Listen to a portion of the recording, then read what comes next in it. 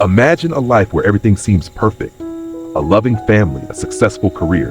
But what happens when a past mistake catches up and everything you've worked for begins to unravel?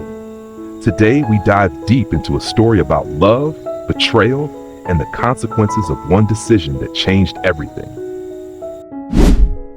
Sarah thought she could keep it all together, but when her past resurfaced in the form of an old flame, she quickly learned that some secrets are impossible to hide. What happens when the truth finally comes out? Not just about a relationship, but about what it means to lose the people you love most. Before we dive in, make sure to hit that subscribe button, give us a thumbs up, and leave a comment down below, sharing where you're watching from. We'd love to hear your thoughts on this heart-wrenching story. Sarah Mitchell had a life most women would envy. At 37, she was married to Daniel, a successful entrepreneur who had built a thriving business from the ground up. They lived in a beautiful suburban home, their daughter Emily was excelling in school, and their life appeared to be the very picture of stability. Yet Sarah felt something was missing. It wasn't that she didn't love Daniel. She did. He was a good man, a devoted father, and he had given her everything she could ever need. But the passion, the excitement, that had faded over the years, drowned out by routine and predictability. And then came Ryan. It started with an innocent message on social media. Ryan Carter, her ex-boyfriend, the man she had loved before Daniel, before life had settled into its current shape, had reached out. Ryan: "Hey Sarah, long time no see. How have you been?" Her heart had pounded in a way it hadn't in years. A simple message, but it carried the weight of old memories, of stolen kisses in the backseat of his car, of whispered promises under the stars. She hesitated before replying, but curiosity won over caution. "Wow, Ryan, it really has been a long time. I'm good, how about you?" That first message led to another and another. Within weeks, they were chatting almost daily. Ryan had never settled down, never married. He was living a fast-paced life, working in real estate, traveling frequently. He made her laugh, he made her feel seen again. Then came the invitation. "Let's grab a coffee, just to catch up," Ryan suggested. Sarah knew it was dangerous. She told herself she would go just to satisfy her curiosity, to see him one last time and get closure. Daniel would be at work. Emily was at school. There was no harm in it. But when she saw Ryan sitting at the cafe, looking just as handsome as she remembered, his dark eyes sparkling with mischief, she felt something stir inside her. "You look amazing," he said as she sat down, his gaze lingering on her in a way that made her blush. They talked for hours. The conversation flowed effortlessly, like no time had passed. By the time she got home, she knew she was in trouble. The coffee date turned into lunch the following week, then dinner. Then a night at a hotel. Sarah told herself it was just an escape, just a momentary lapse. But one night turned into many, and soon she was living a double life, smiling at Daniel over dinner while texting Ryan under the table, kissing her husband goodnight while her mind was filled with thoughts of another man. For months, she juggled her two worlds. She told herself she could keep it under control, that no one would ever find out. But secrets have a way of unraveling. And then, one night, as they lay tangled in bed, Ryan said something that made Sarah's blood run cold. "I want to be in Emily's life." She sat up, staring at him. "What?" Ryan propped himself up on one elbow. "I've been thinking about it a lot. Emily is 13. We broke up 14 years ago. The timing, it adds up, Sarah." Sarah's heart pounded against her ribs. "Ryan, what are you saying?" "I'm saying she might be mine." Sarah felt dizzy. "No, that's not possible. Daniel is her father." "Are you sure?" Ryan's voice was calm, but there was a dangerous edge to it. "Did you ever get a paternity test?" "No, I didn't have to." But doubt had already taken root. Ryan sat up, his expression unreadable. "I need to know, Sarah. If she's mine, I deserve to be a part of her life." Sarah's breath came in short gasps. "Ryan, you can't just—" "I can, and I will," he interrupted. "If you won't do it voluntarily, I'll go through the courts." Panic gripped her. This wasn't just about their affair anymore. This was about everything. If Ryan went through with this, Daniel would know. Everyone would know. She reached for his arm. "Ryan, please don't do this." But Ryan's mind was made up. "You don't get to decide this, Sarah. If she's my daughter, I have rights." That night, Sarah went home in a daze. Daniel was in the living room watching television, oblivious to the storm brewing inside her. "Hey, babe," he said, smiling up at her. "How was your day?" Sarah forced a smile. "Good, just tiring." She kissed his forehead, trying to ignore the guilt gnawing at her. Days later, the legal papers arrived. Ryan had filed for paternal rights. A court-ordered DNA test was inevitable. The moment Daniel saw the papers, everything changed. "What the hell is this?" he demanded, his voice sharp with confusion. Sarah's throat went dry. She had rehearsed 1,000 ways to handle this moment, but now that it was here, words failed her. "Sarah," he said again, softer this time, but the hurt in his eyes was worse than his anger. "Is there something you need to tell me?" Her lips trembled. "I don't know, Daniel." And that was all it took to break him. He staggered back as if she had slapped him, the betrayal washing over him in waves. The woman he had trusted, the woman he had built a life with, was now standing before him uncertain about whether their daughter was even his. Sarah wanted to take it all back. She wanted to rewind time, to stop herself from ever replying to Ryan's message. But it was too late. The DNA test was happening, and soon, the truth would come out. The days leading up to the DNA test were suffocating. The walls of Sarah's carefully crafted life were closing in on her, and there was nothing she could do to stop it. Daniel had barely spoken to her since the court order arrived. He was a man of few words when hurt, but his silence was worse than any screaming match. He moved around the house like a ghost, his eyes hollow, his face a mask of quiet devastation. Emily, oblivious to the chaos, continued with her usual routine: school, friends, and her latest obsession with sketching anime characters. Every time Sarah looked at her daughter, a knife twisted in her gut. What if Ryan was right? What if Emily wasn't Daniel's? The thought consumed her, gnawed at her like a parasite. She lay awake at night, staring at the ceiling, while Daniel slept on the far edge of the bed, his back to her. He had stopped touching her, stopped looking at her the way he used to. The warmth was gone. And then there was Ryan. Unlike Daniel, Ryan was confident, almost smug. He called her, texted her, insisting he was doing the right thing. "She deserves to know the truth, Sarah," he had said over the phone one night. "What if she's not yours?" she asked, her voice barely above a whisper. Ryan chuckled. "I know she is." His arrogance made her sick, but deep down she feared he was right. The day of the test arrived like a thunderstorm on the horizon. At the DNA clinic, the tension was unbearable. The room was sterile and white, filled with people who probably had their own secrets and doubts. Sarah sat between Daniel and Ryan, feeling trapped between the two men who had defined her past and present. Daniel hadn't spoken a word since they arrived.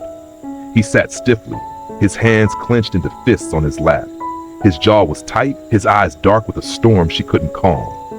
Ryan, in contrast, looked relaxed. He smirked at her, as if this were just another business deal he was about to win. Emily sat across from them, oblivious to the tension. "This feels weird," she said, fidgeting in her seat. "Why do I need a DNA test? Is this like one of those crime shows?" She giggled, trying to lighten the mood. Sarah forced a smile, but inside, she was breaking. "It's just a routine thing, sweetheart," she lied. "Nothing to worry about." The nurse called them in one by one. Emily went first, followed by Ryan, then Daniel.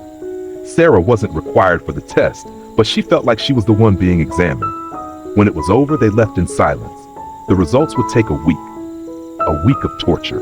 The waiting nearly destroyed her. Daniel avoided her completely now. He started coming home late, not bothering to offer excuses. When he was home, he spent all his time with Emily, as if trying to soak in every moment before the truth tore them apart. Sarah wanted to apologize, to tell him the affair was over, that she regretted everything, but it wouldn't matter until the results came in. Ryan, on the other hand, was insufferable. He kept calling, saying things like, "When the results come in, we'll figure out how to tell Emily together." Sarah felt sick every time she heard his voice. Finally, the call came. "The results are in," the clinic receptionist said. "You can pick them up anytime." Sarah's hands shook as she hung up. "Daniel," she called, but he was already at the door, grabbing his keys. "I'm gonna get them," he said coldly. "I'll come with you." He didn't protest, but he didn't acknowledge her either. She followed him to the car, her heart pounding with every mile toward the clinic. Ryan was already there when they arrived, leaning against his car with his arms crossed. His confidence was infuriating. They walked inside together, silent enemies in a war that had no winners. The receptionist handed over the sealed envelope. Daniel took it. For a moment, no one spoke. Then, with slow, deliberate movements, he tore it open. His eyes scanned the page. Sarah held her breath. Ryan smirked, waiting for his victory. And then, Daniel exhaled sharply. His hands trembled slightly, but when he looked up, his expression was unreadable. He turned the paper around so they could see it. Paternity test results. 99.9% matched to Daniel Mitchell. Emily was Daniel's daughter, not Ryan's. Sarah gasped, covering her mouth. Relief and shock hit her at the same time, making her dizzy. She had spent weeks drowning in guilt, in fear, in the possibility that she had shattered her family, only to learn that she had been wrong all along. Ryan's face paled. His smirk vanished. "No," he muttered, shaking his head. That's not right. "The test doesn't lie," Daniel said, his voice low and controlled. Ryan snatched the paper, scanning it as if he could will the truth to change. "There must be a mistake," he said through clenched teeth. "There's no mistake," Daniel said. "Emily is my daughter." Sarah felt the weight of everything crashing down. The affair, the lies, the destruction she had caused for nothing. Ryan let out a bitter laugh, shaking his head. "Well, I guess that's that," he said, tossing the paper back at Daniel. He turned to Sarah, his expression cold. "Looks like you destroyed your marriage for nothing." And then he walked out. Sarah's breath came in ragged gasps. She turned to Daniel, desperate to speak, to explain, to beg. But the look in his eyes told her everything. He wasn't relieved. He wasn't happy. He was done. "I could have forgiven your past, Sarah," he said finally. "But I can't forgive your present." Tears streamed down her face. "Daniel, please." But he didn't listen. He turned and walked out, leaving her standing there with the truth, cold, sharp, and irreversible. The DNA test had proved Emily was his, but it had also proven that Sarah had already lost him.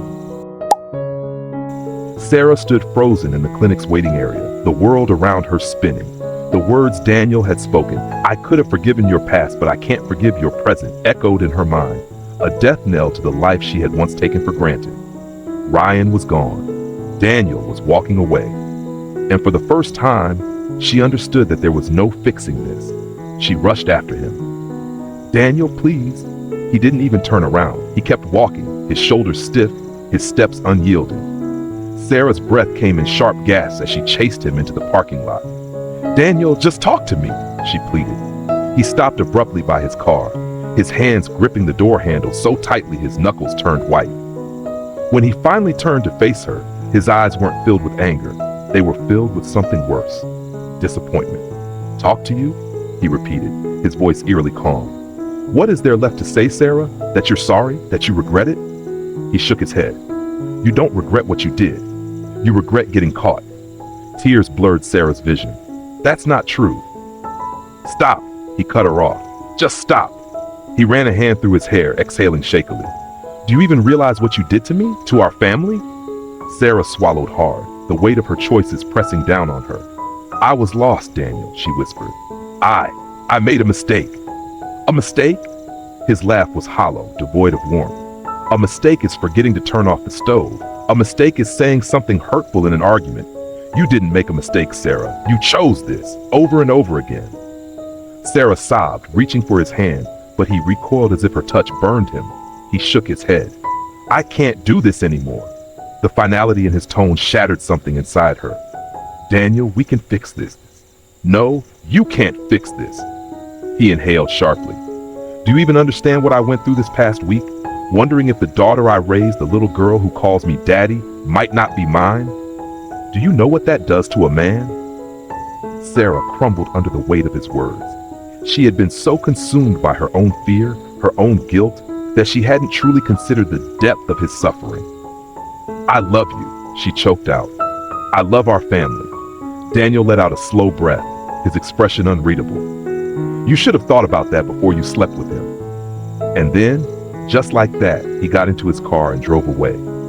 Sarah stood there, watching him disappear down the road, knowing deep down that she had lost him forever. When Sarah returned home, the house felt foreign, cold, empty. Daniel wasn't there. His absence was like a physical wound.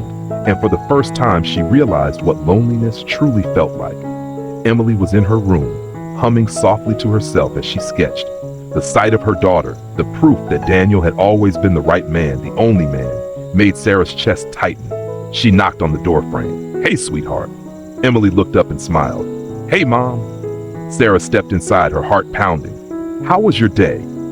Emily shrugged, focused on her drawing. "Normal, just kind of weird with the whole DNA thing." She frowned. "Dad seemed upset when he picked me up from school. Is everything okay?" Sarah opened her mouth, but the words stuck in her throat. How could she tell her daughter that she had destroyed their family? That she had betrayed the man who had loved them both unconditionally? "Your dad and I," her voice broke. "We're just going through a hard time." Emily studied her carefully. "You guys aren't going to get divorced, right?" Sarah's heart shattered. Divorce. She hadn't let herself think about it, but deep down, she knew it was inevitable. She had betrayed Daniel in the worst possible way. She had made him question everything: their marriage, their child, his own sense of worth. Some wounds don't heal.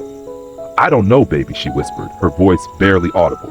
Emily frowned but didn't press further. She simply nodded and went back to sketching, as if drawing could somehow make the world normal again. But nothing would ever be normal again. Days passed in a painful blur. Daniel didn't come home. He stayed with a friend, leaving Sarah alone in the house they had built together. Then, one evening, he returned, not to reconcile, but to end things. Sarah watched from the doorway as he packed a bag, his movements slow but deliberate. "Where are you going?" she asked, her voice raw. "I found an apartment," he replied without looking at her. "I'll come by for the rest of my things later." Sarah's breath hitched. "So that's it?" Daniel zipped his suitcase. "Yeah, that's it." Her body trembled. "Daniel, please, we have years together. You can't just walk away." He turned to face her, and for the first time, his expression softened. Not with love, but with pity. "You walked away first, Sarah." A sob tore through her. "I'll do anything," she begged. "Therapy, counseling, I'll do whatever it takes." Daniel sighed. "This isn't about fixing things, Sarah. This is about trust, and I don't trust you anymore." His words left a deep, gaping wound in her chest. "Emily needs her father," she whispered. "And she'll have me," Daniel said firmly. "She'll always have me. But we're over." Sarah collapsed against the doorway, gripping the frame for support. "I still love you," she choked out. Daniel exhaled slowly. "And I used to love you." That hurt more than anything. He walked past her, down the hallway, out the front door. Sarah didn't chase him this time. She simply stood there, watching the man she had taken for granted walk out of her life for good. Alone, days turned into weeks. Sarah signed the divorce papers in a daze. Daniel got joint custody of Emily, and when their daughter was with him, the house felt like an echo chamber of memories Sarah couldn't erase. Ryan had disappeared from her life. Whatever delusions he had about a future with her had crumbled the moment the DNA test came back. He never called, never texted, and honestly, Sarah didn't care. She had sacrificed her family for a fleeting thrill, and in the end, she was left with nothing. One night, as she sat alone in the living room, staring at the framed family photo on the mantle, reality hit her like a freight train. She had no one to blame but herself. She had lost the only man who had ever truly loved her. She had betrayed the daughter who still looked at her with innocent eyes. And worst of all, she could never take it back. Tears slipped down her cheeks as she whispered the words she should have said long ago. "I'm sorry." But there was no one left to hear them. And there it is. The painful, raw truth. Sometimes the hardest part isn't facing what we've done, but living with the aftermath. Sarah's story is a harsh reminder that every choice has a consequence, and some actions can't be undone. As we close this chapter, it's hard not to wonder, could things have been different? Could Sarah have redeemed herself? Or was it too late to fix what was broken? Let us know what you think. Was she right to try and make things right? Or was the damage just too deep? Don't forget to subscribe and hit the notification bell so you never miss a story like this. Like this video if it made you reflect on the choices we all make, and leave us a comment sharing where you're watching from. We love hearing from our community. Thanks for watching, and see you next time.